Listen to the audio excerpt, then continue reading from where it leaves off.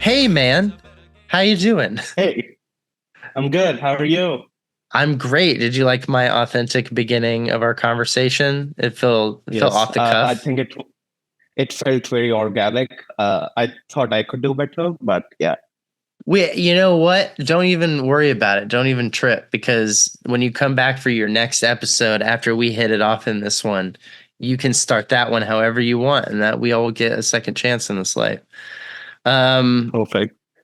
how are things over there? I want to say thank you for doing this, and also thank you for working around the schedule because you and I are not really very close to each other right now. Now, almost complete opposite time zones. Where do I reach you from in this moment? So I'm living in Mumbai. I've been here almost for 2 years, but yeah, so it's like a 12-hour difference for us. Do you like Mumbai? Not right now, not yet. I've been told that you end up loving this place. Okay. But not right now. I grew up in Delhi, the capital of India, and it's a Indian thing that Delhi people don't like Mumbai, or Mumbai Why? people don't like Delhi. What's the rivalry? Is it like a super historic thing, or is it a current cultural thing that you guys are actually super different, or I no? think I don't think it's a historic thing, but even the cultural thing has existed for a couple of years, like decades actually. Sure. But yeah, I don't know. I think there are things that Delhi people are proud of that you won't find in Mumbai. There are things Mumbai people are proud of you won't find in Delhi.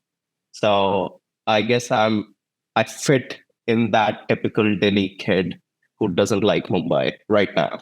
I'm We're hoping gonna it will change with a few years. We are going to come back to this because it's fascinating to me, especially as a white dude from America that has no context of this. Other than I will say, I work on a TV show and it is a documentary style TV show and we cover a lot of people who live in India. So I'm always, and I've shot with people as well, like produced episodes in India in Jaipur. And Oh, so I'm excited to get to that. We're going to get to that. I got to back up a little bit so that I can perfect. ask you my only question that you really kind of already answered. You said you're from Delhi, Uh, India. yes, I am.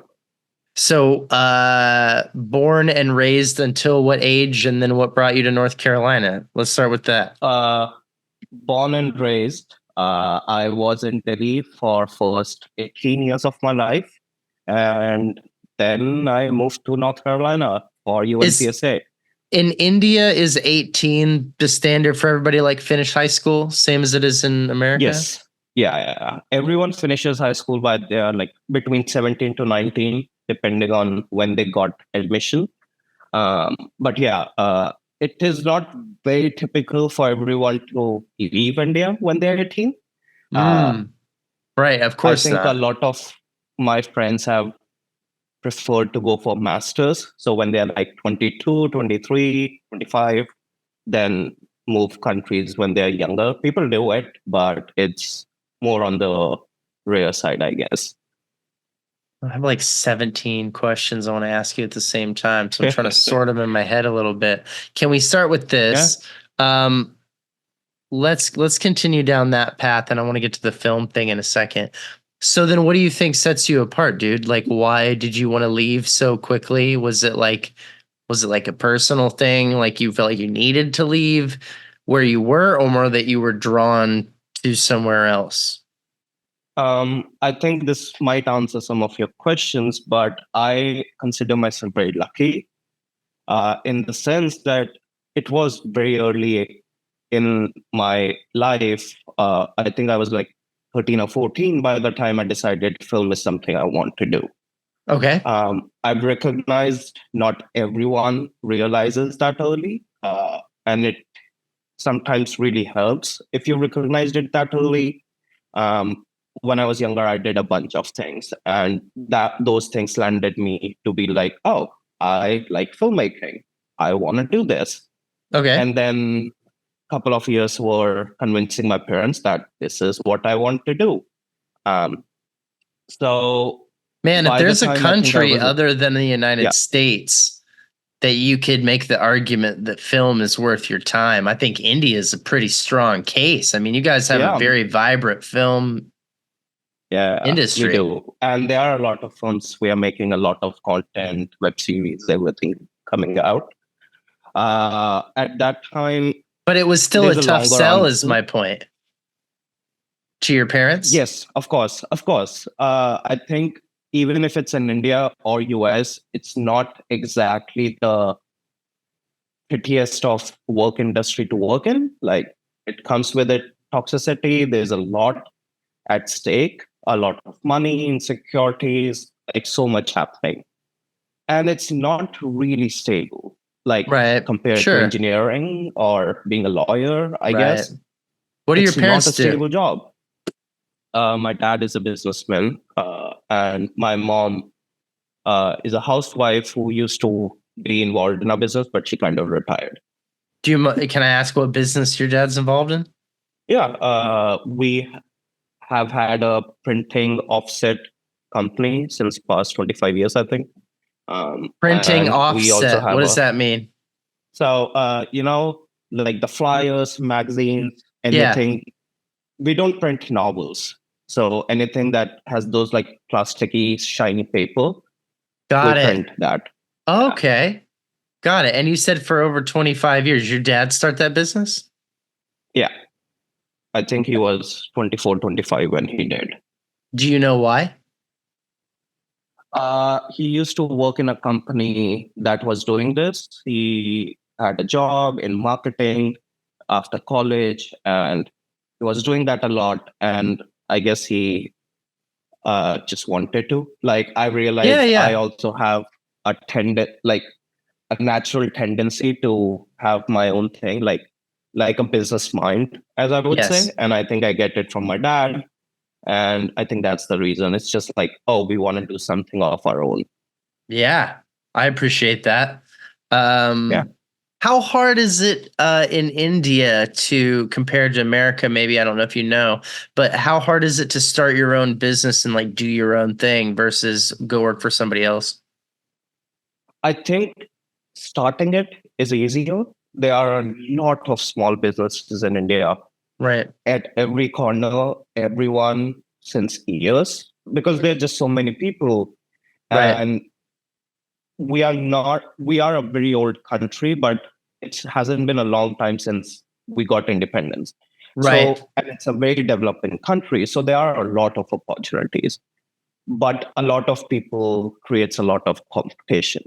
So it's not saying that, oh, you can start a business and it will just work. There's still that rat race. You've got to Sure. hustle. There's a lot of people you're competing with. But you're I entitled think to pop open your lemonade stand right next to everybody else's and give it a shot. exactly. And I think it used to be encouraged a lot more. It's people have more stable, high paying jobs now because of software engineering and stuff like that.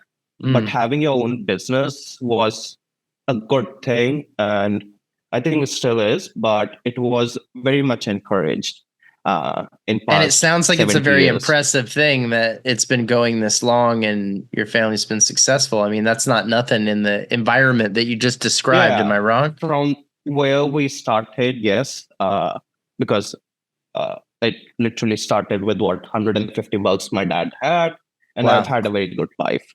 So yes, he did a very good job at it. But in India, there's also the tradition of the son or the daughter kind of taking over the business, right? Talk to Like me you pass about it that down. structure. Do you have siblings? I do have a younger brother. Okay, but it's But you're in first in line, right? I am. The funny thing is, neither am I interested in that business, neither is my brother.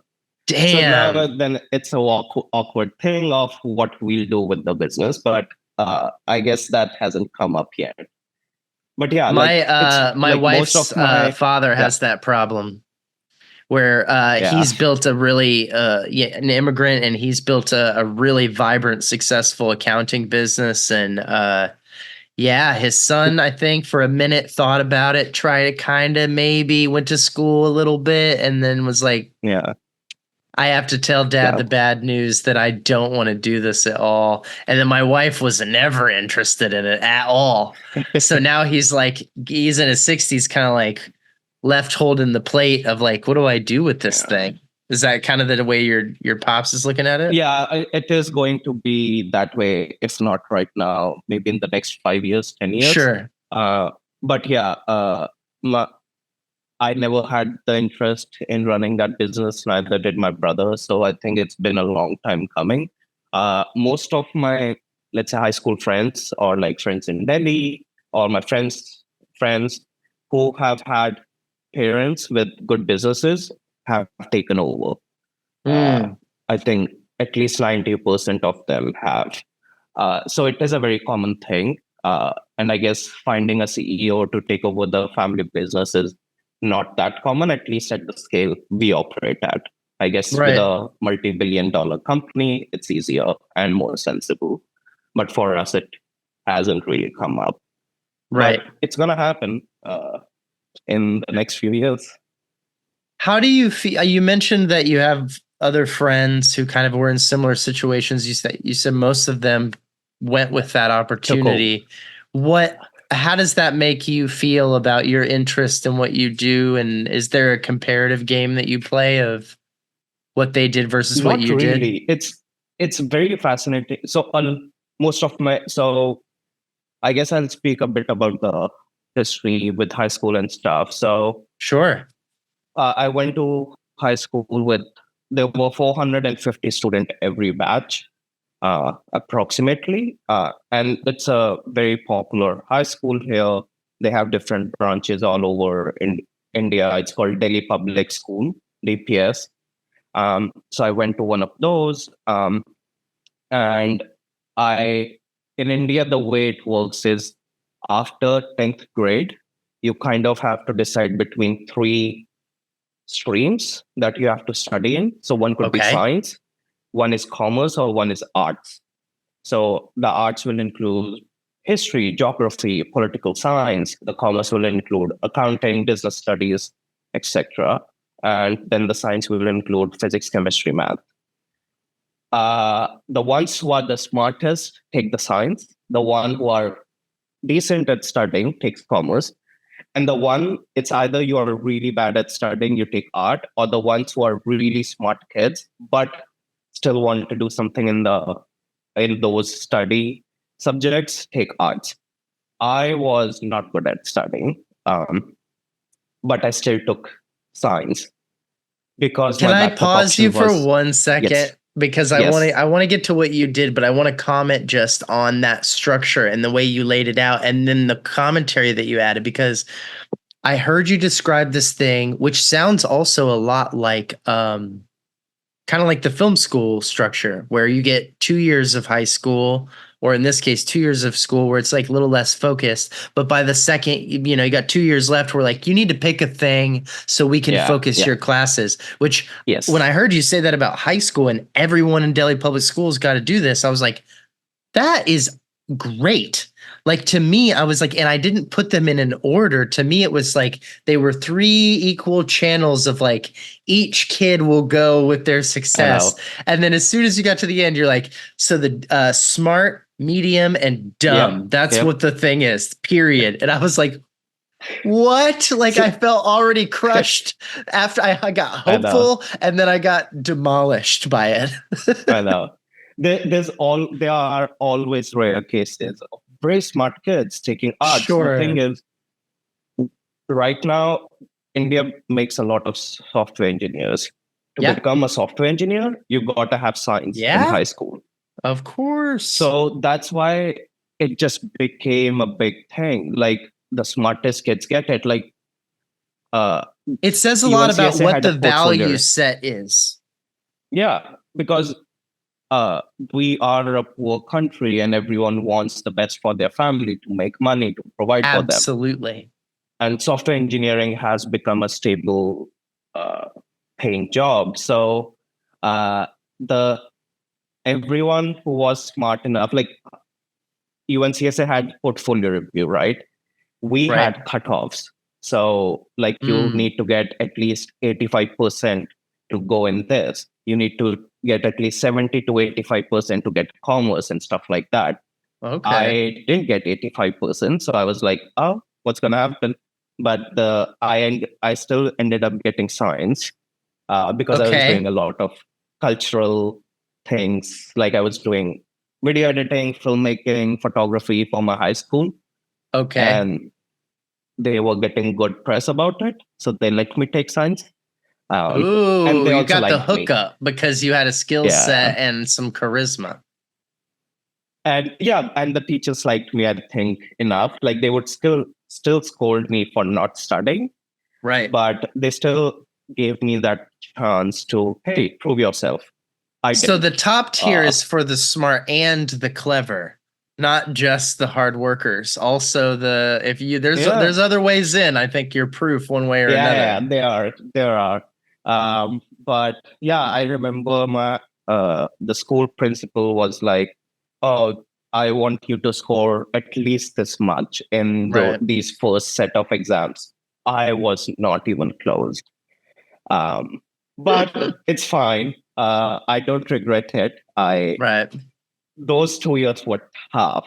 I had to study a lot, and even then, I wasn't good at it.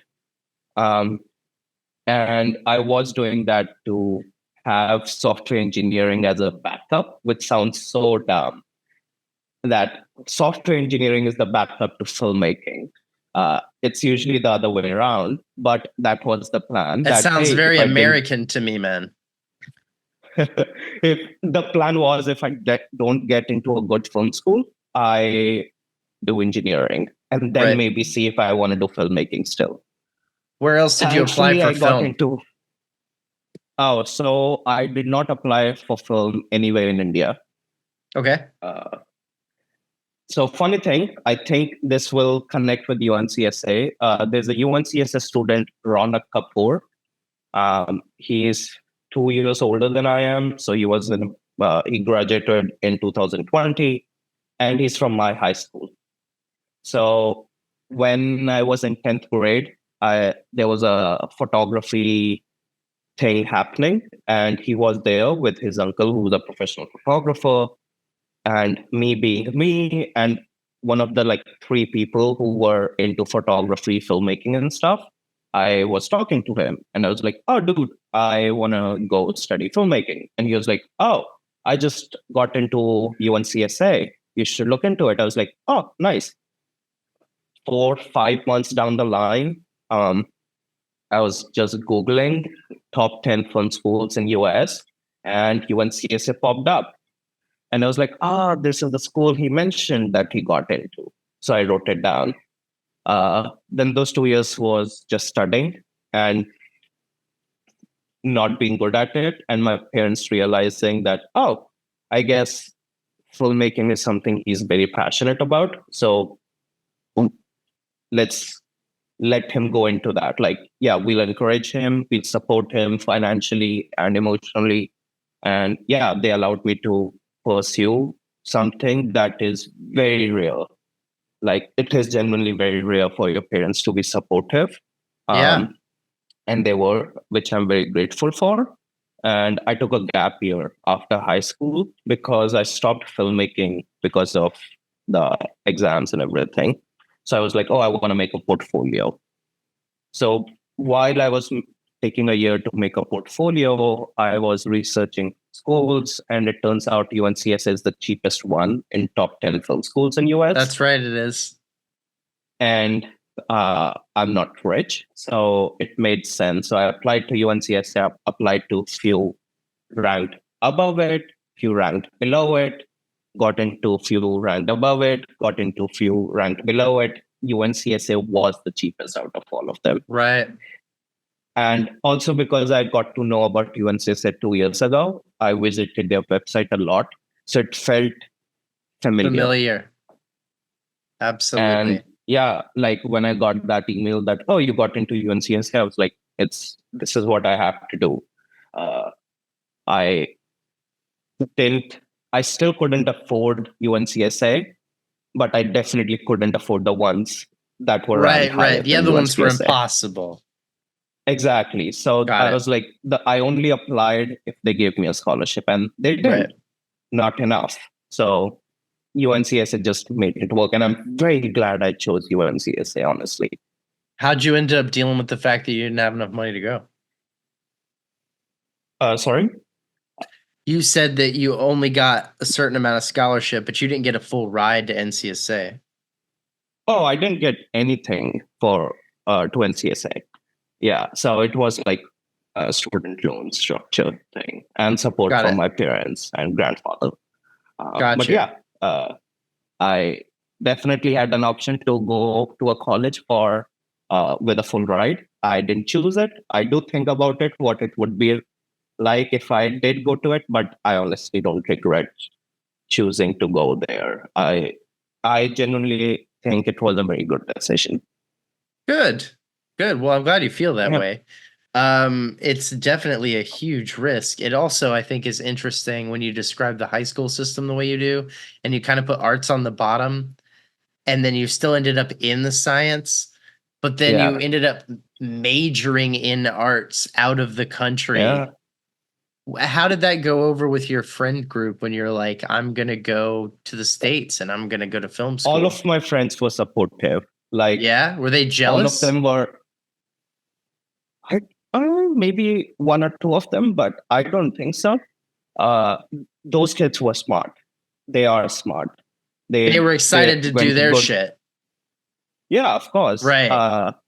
And I was never good at studying, and they were very supportive. That And they knew Ojas, I that. They're think you like, oh, should do you found something. Thank Christ. Or, exactly. whatever. And I found it very early on. So it was they always knew that Ojas is doing this. Yes. Like, oh, he's making a small short film in school cafeteria. Might as Right. well just go and see. So I had very good friends. They were very supportive since the beginning. You know what I think goes a And they long did their way own with thing. this? Because you talk about how Yeah. important this is. First of all, I want to point out, I think it's a very interesting thing about you. You seem to have a tremendous amount of gratitude in your spirit. It just seems to go with you in the way that you talk about the people in your life, the opportunities you've had, and even the way that you found the things that you care about, which I think goes a long way, man. It's going to keep you young for a long time. Gratitude is so important. So that's a cool thing. Also, I think it's interesting that you talk about the support that you got from your parents and from your friend group pretty much without having to fight too hard for it. Like they kind of already were willing to be like, yeah, sure. And I think that that's related to, you tell me what you think. I think it's related to the fact that your desire to do this was aligned with action and demonstration of that desire, as opposed to Yeah. someone who just like quietly secretly wanted to be a filmmaker for years but never really did anything. After the thing in the cafeteria and all the things and the Yeah. projects and whenever when you're like, I'm gonna go to film school, everyone's like, I hope you haven't been just doing all of this for no reason. That makes so much Yeah. sense. And you're not working on the other stuff.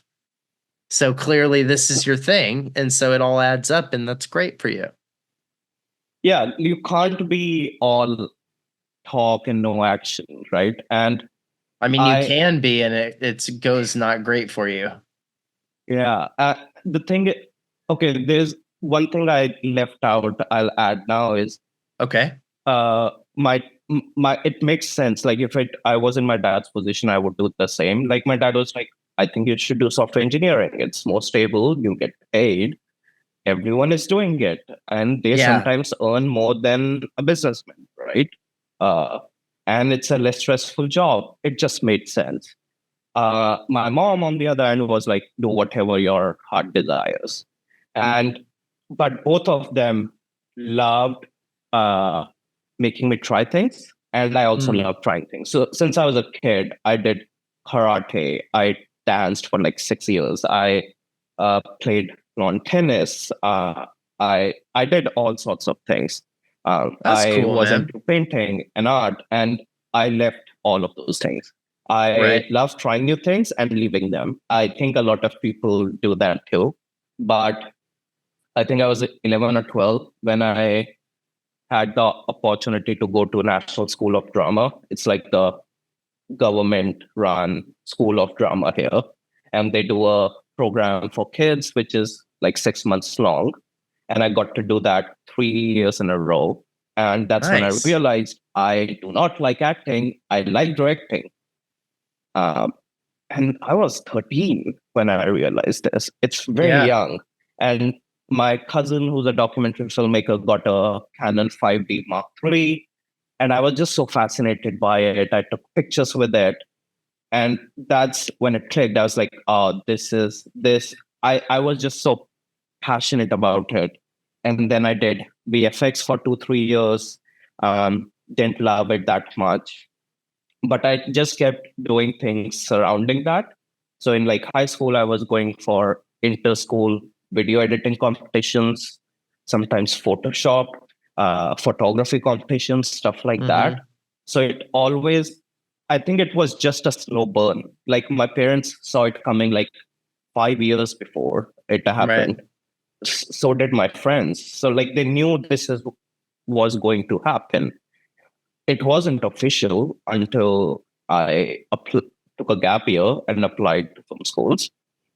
But yeah, I think by that time you kind of just see the signs that okay, this is going to happen. What is your relationship to storytelling in your art form? I It has changed. I think it changes for every artist, every filmmaker, every couple of years. It has changed a lot. Back then, I was just fascinated by it, like everyone is, with thinking of like, oh, I'm gonna make a film. Um, and that kept me going. With time, I started realizing that, oh, there are a lot of stories that exist in India and they're not told. Why not try that? And I think I was in ninth or 10th grade when I started doing that. Uh, so it changed over time. And like my grandfather, my grandparents lived with us. So my grandfather was in administrative head for Lalit Kala Academy. So it's like the official art organization in India. It's very big. The biggest painters put their exhibitions there. So I always was also, I literally where I grew up, it's called Bharti Artist Colony. Like Mm, there are 50 houses. All of them used to be occupied by painters, sculptors, dancers, that's pretty like cool. traditional. So I grew up in that. I saw art a lot around me. I was always fascinated by visiting these 65-year-old painters who have canvases from the floor to the ceiling and they're painting on a ladder. And I don't know how much stories I got from it, but that fascination as a kid still is there. Um, and it was just like something that made me realize that, oh, I want to do this. Even if you take inspiration from them. Yeah. And then you take inspiration from the stories that are happening around you. And I think and then depending on what the mental state you are in, what's going on with your life, you kind of combine everything. And Mm. I think that decides the stories you want to make and the stories you're interested in. And of course, What's that has changed over the years. what stories are you interested in right now? I just wrote a short film that is my current passion project that I'm working on. It's going to go into pre-production soon. Nice. And it's a very personal Congratulations. story. That's Thank a you. big thing. Yeah, it took a long time to finish that script, but uh, currently, so I work as a cinematographer full time, right? I Great. always knew this. Yeah, I always knew this, but I also a lot of people who've been in Mumbai for a long time told me that you should have passion projects. I think it's one of the best advices I got Yeah. because there will be times when you'll be unemployed for 6 months and Yeah. people around you will be doing amazing stuff and you'll feel left out. You might want to leave the industry. and you kind of just gotta be at it. Like you never know when something comes up, Right. literally. And I think that's when passion projects really help. They keep you grounded, they keep you passionate about your work. And I realized that, and I started doing that, and I wrote like 18 three-liner things of the stories I wanted to tell. These are stories that I've collected over the years. Like they are sitting in my notes app or in a previous notebook. And I just compiled them together and I was like, oh, which I want to start with this story. It's kind of just like an instinct, I think. Yeah. Like, and I think all filmmakers decide to make stories that are personal to them. I'm the same way. So I am doing that. I like watching horror films very much. Uh, I would like to make horror films, uh, but it's not saying that, oh, I only want to make horror films. I just want to make projects that I would like to watch and make me passionate about those. But yeah, Can I pitch you an there's idea a that I just had based on something that you told me? yeah. And Do I'll it. never Go write ahead. it, but it's your thing to do. So here's the story, right? The story is about a painting that's 3 stories tall, right? And Oh, it's about these yeah. people who keep trying to finish it, but the painting is cursed because when people go to the top to try to finish it, they fall off and die. And so then someone else Oh, comes along and they're like, "Oh, I got to finish this painting. It's not done yet." And they go on the top, but then they die. And so it's this cursed thing of no one can finish the top part of this painting. yeah. You kind of have to have some message around it, but it does feel like a fun I'm not a idea to horror do. guy, so I'm just throwing people I know. off a ladder. You're going to have to weave some symbolism into this Yeah, thematically. That's not my exactly. area. But I like the idea. Thank you for the pitch. It's I yeah, might it's steal it. yours. It's all yours, Thank you. buddy. No, I love that, and I think that that's inspiring. I think it also seems like you have a pretty clear relationship to your inspiration and to your work, which I think is very good. A lot of people who have been out of school for like 25 minutes, like yourself, I'm being hyperbolic, of course, are less direct. What are you doing full time as a cinematographer? What does that mean? Well, I say full time. I don't work that often. Um, You are paying so your when bills with this work, though, was your yeah, articulation? yeah. So last year I was doing color grading on the side to pay the Okay, great. bills. Good work. Uh, in past few months, I've kind of decreased that, and I'm getting more jobs to shoot stuff, which is very Great. fun. When I moved to Mumbai, I didn't know anyone. I literally didn't know anyone in the city, and then I also didn't know anyone in the industry. So it Hmm. was a very risky move to decide to leave the UNCSA alumni network and move to my country again. Right. I just it was a gut feeling. Like to listen to my gut. I did it. Did you want to go, or was this like a visa thing? No. I so international students get a year after Right. they've graduated to find a job. I Right. didn't stay even Got for it. that.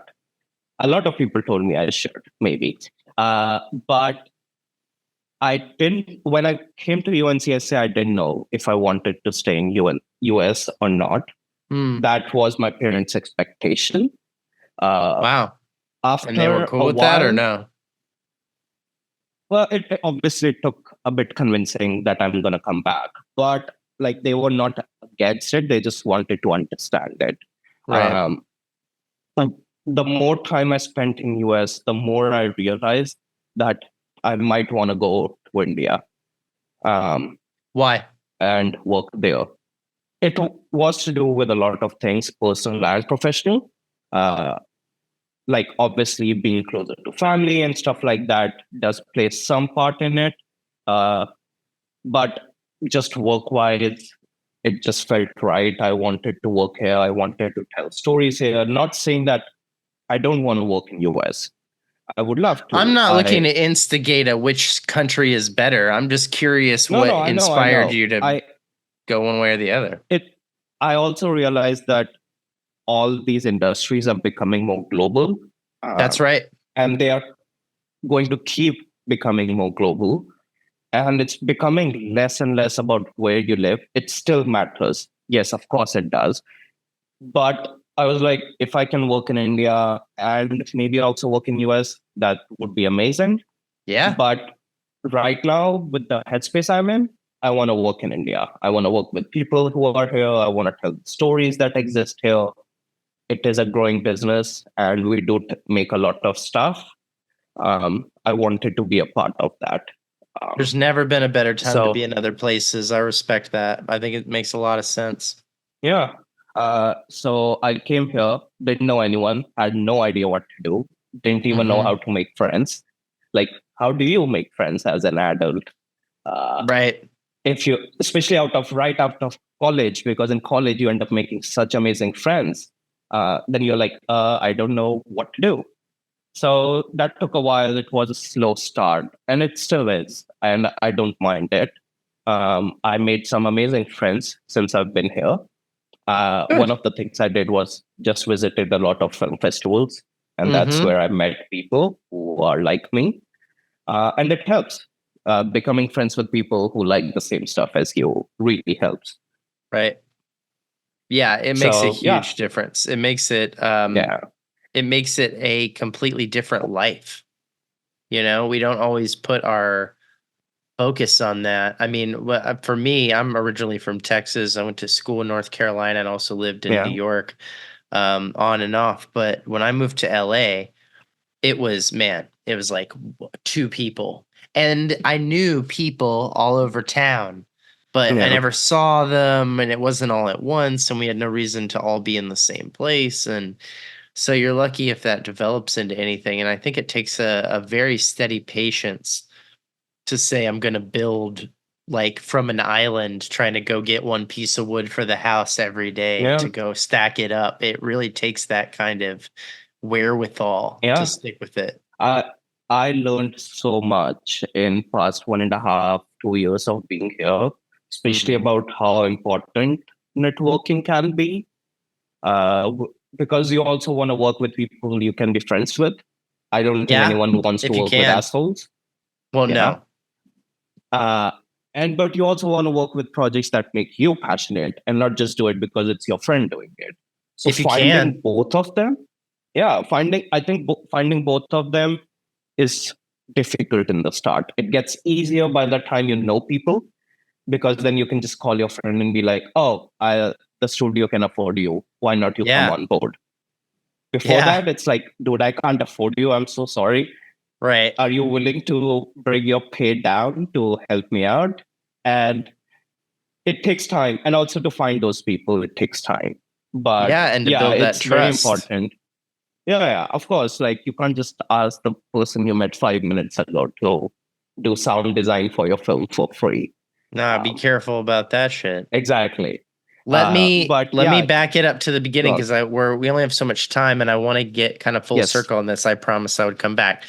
Let's talk. I want to talk Delhi versus Mumbai. So you grew up in Delhi and then you go to North Carolina of all places on I earth. know. And then you're like, I don't even want my free year. I'm going back to India, but you go to Mumbai, you don't go to Delhi. What goes into this decision? Uh, Is by year Mumbai three, where's the center of like Bollywood, Bollywood and the the industry? Bollywood that you've learned is Mumbai. Yes, Okay. There we go. that's Is it why. like in Uh, that way it makes it kind of the Los Angeles of India in the film yeah, I'm spectrum of literally things? surrounded by actors. I go to the bar down the road, it's all filmmakers. I go to the Got next it. restaurant, it's all filmmakers. It's Did I not live know in a very that. good place in Mumbai. So UNCSA year three, I had plans to move to New York to work there. Everyone was doing that. It is a great place to work. I was going to use that 1 year after graduation to work there. But also, that was the time when I realized I might not want to stay here. So I was like, what do I do? I finally decided I'm not gonna use my 1 year in New York kind of a thing, even though it sounded amazing. Um, and I told my parents I'm gonna move to Mumbai. So I went home first after graduation. I took all my stuff. Like I had like 3 luggage bags and 4 big boxes of stuff. I flew to Delhi, went home, It's and then I far. think we from Mumbai to Delhi. Yeah. Yeah, it's a 2.5 hour flight. Uh, Yeah. Yeah. so Far enough. So like Austin Carolina to to New LA. Yeah. Oh, I lost you for 1 second.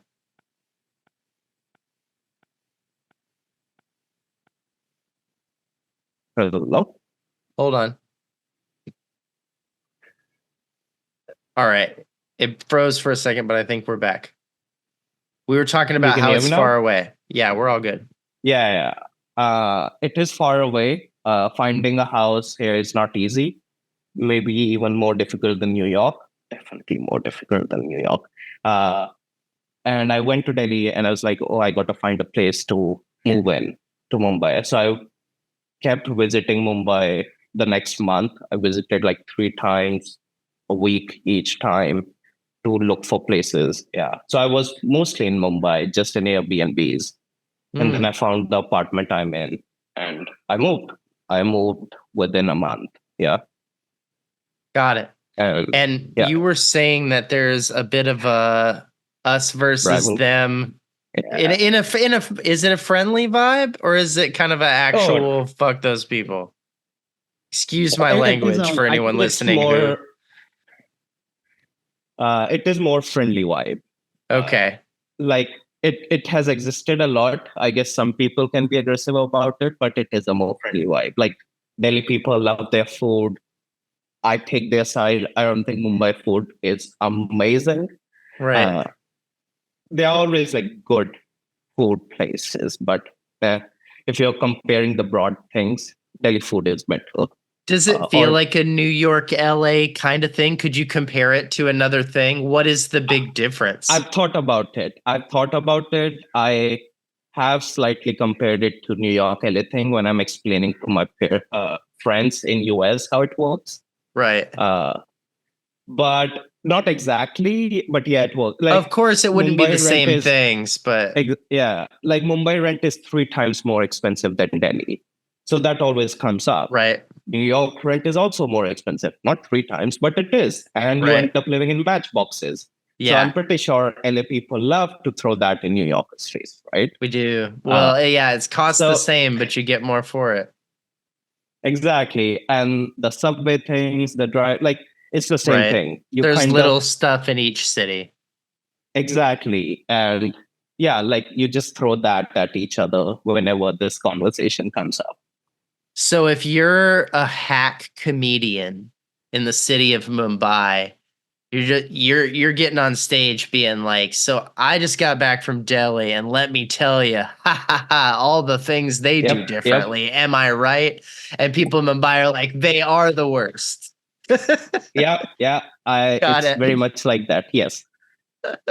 I got it's so funny how that's the same almost everywhere in the world, right? Everybody kind of has a Mumbai and a Delhi or a New York and an LA, or even if it's just like Austin and Dallas, something small Yeah. and local like that. They're always like, ugh, those idiots. They always And have to. I've done it more internationally too. Like my Yeah. college roommate is from London.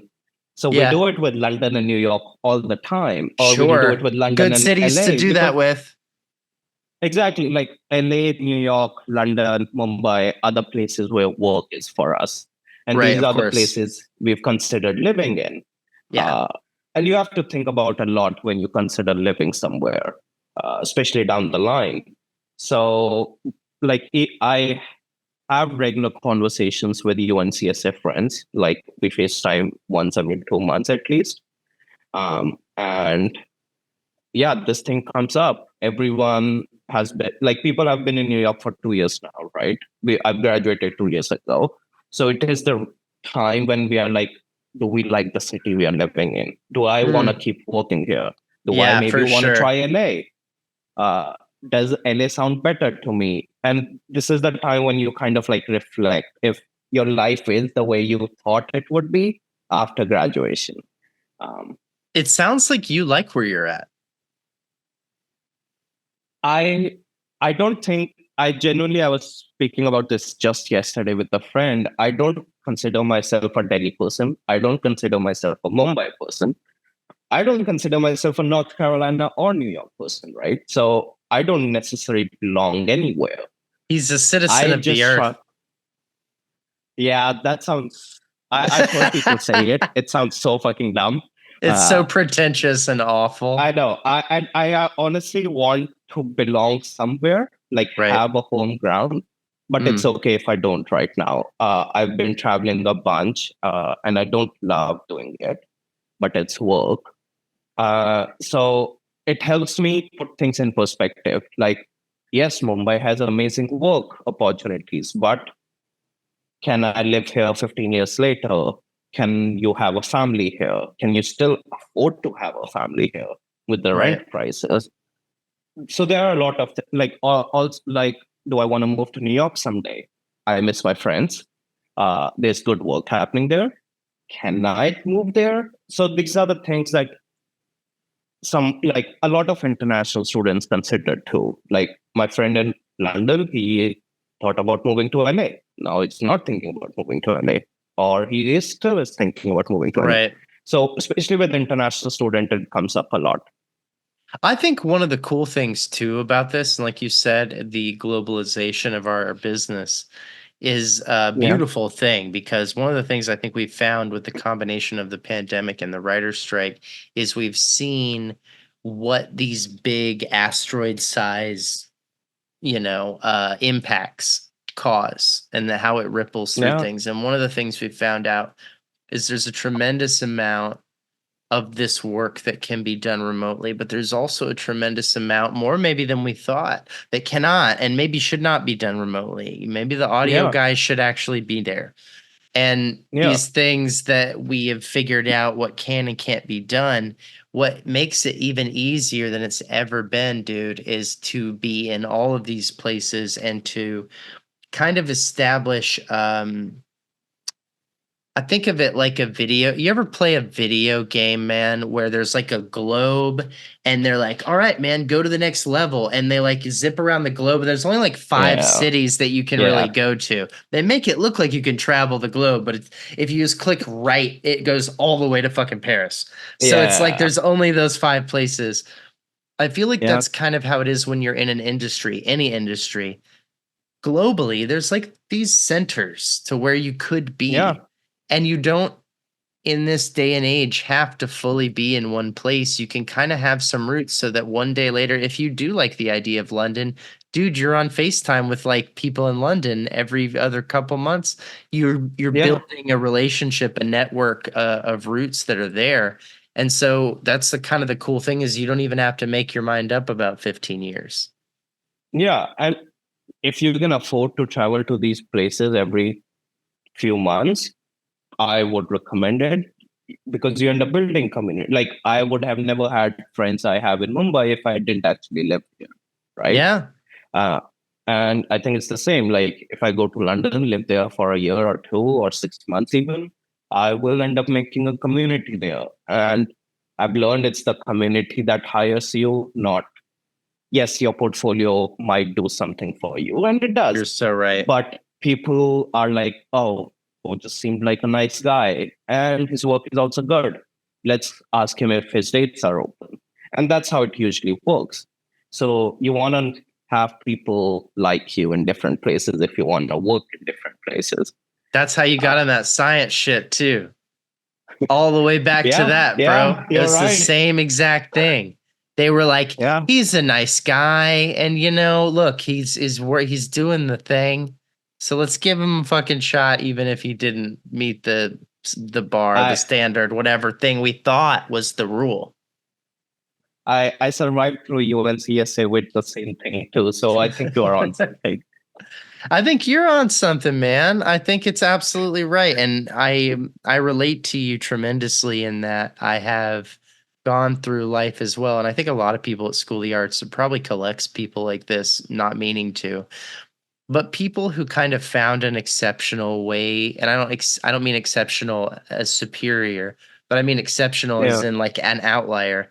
They found an exceptional way to go through different things in their life and found sometimes it results in a kind of arrogance for people like the rules don't apply to me, but also sometimes just results in people who are kind of clever. They all of a sudden realize they're in the hedge maze and like, hey, did you guys know you can just walk around? Like there are people who don't think like that.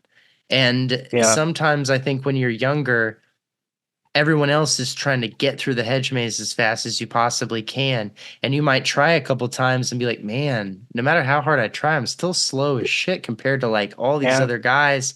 But none of those fast guys are paying attention to the side door. And so Yeah. you catch it.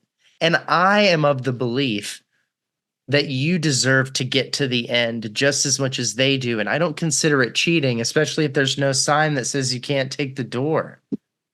Yeah. It's not And just because you found yeah. another way to go about it. And you seem like that kind of guy. Like you pay attention. And also, like, my trajectory has been slower than what I thought it might be like, right? Ah, Uh, we all. and Welcome to the it's club, buddy. totally fine. Exactly. Like, as long as you're happy with what you're doing, uh, it's okay to be slow. Like, I The keep road telling is myself it's long. not a race, it's a marathon. You be at it, you love. I think more I've realized is it's important to protect what you love doing. Sometimes you might just have series of bad uh, like experiences, and you're like, am I doing what I want to do? And that really messes you up. Right. Like, loving something for so long and being passionate about it and taking the road that is not really is very rare, and then doubting it again, that did I make a mistake, really hurts. Mm. So you have to be careful, a bit protective about the work you're doing, the people you're meeting, um, because that can really influence how you feel about yourself, your work, and where you're going next. Yeah, it's a tough thing to balance that sensitivity because you don't want to lose the sensitivity that led you to artistry in the first place, but at the same time, an overly sensitive artist is going to stumble to perpetually create because You know? you're wrapped up in what you already did and in an ability to move on and just let it go and make a new thing. I think Yeah. you're right about that. And I think it's a very poignant thing that we breeze past a lot in this conversation is Yeah. how much we're pushing ourselves. And you you use an expression that really just kind of stuck out in my head. Of course, I've heard it a million times, but like the expression, like it's not a sprint, it's a marathon. And I thought about Yeah. that as you said it, and I was like, I totally understand what he means, but even that somehow in my head is like, I don't think it's a marathon either. I think we're set up for a false dichotomy there. I think it's because, and I'll tell you why. When I hear marathon, I still hear a finite race where Yeah. you either like win or you beat other people or oh I finished. And it's not either of for me, and I don't want to speak for anyone else. Yeah. Artistry is neither a sprint nor a marathon. It is the act of walking.